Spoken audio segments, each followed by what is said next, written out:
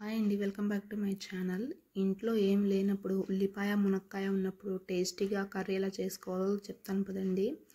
ముందుగా కడాయి పెట్టుకొని 2 టేబుల్ స్పూన్ల ఆయిల్ వేసుకోండి. ఒక 6-7 ఉల్లిపాయలు సన్నగా ముక్కలు తరిగి పెట్టుకోండి. చూసారా, ఈ విధంగా తరుక్కొని పెట్టుకున్నాను. ఆయిల్ వేడయ్యాక దానిలో వేసేయండి. ఒక 2 లేదా ఒక పెద్ద మునక్కాయ తీసుకొని ఇలా ముక్కలుగా కట్ చేసుకోండి.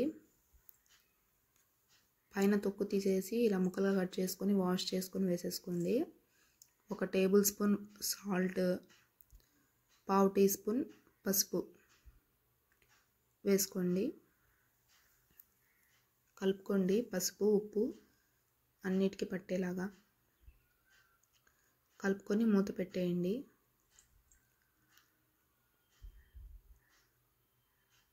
ఒక 3 మినిట్స్ తర్వాత తీసి నేనైతే ఒక పచ్చిమిర్చి తీసుకొని ముక్కలుగా కట్ చేసి వేసుకున్నాను.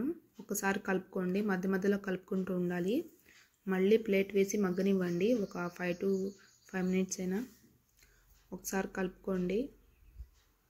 చూసారా, ఉల్లిపాయలు మంచిగా మగ్గిపోయాయి, మునక్కాయలు కూడా. లేతగా ఉన్నాయండి, తీసుకోండి, తొందరగా మగ్గిపోతాయి. నేనైతే ఇప్పుడు కారం వేసుకుంటున్నానండి. నేనైతే 1.5 చెంచాలు కారం వేసుకున్నాను. మీకు ఎక్కువ కారం తినే వాళ్ళైతే ఇంకో 1/2 టీ స్పూన్ అయినా వేసుకోవచ్చు. కలుపుకొని ఒకసారి ఫ్రై చేసుకోండి. ఇప్పుడైతే నేను 1/2 గ్లాస్ వాటర్ యాడ్ చేసుకుంటున్నాను.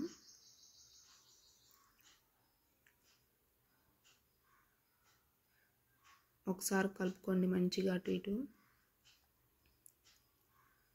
కలుపుకొని ప్లేట్ పెట్టేసి కాసేపు ఉడకనివ్వండి. ఒక 2-3 మినిట్స్. చూసారా, ఆయిల్ సపరేట్ అవుతుంది.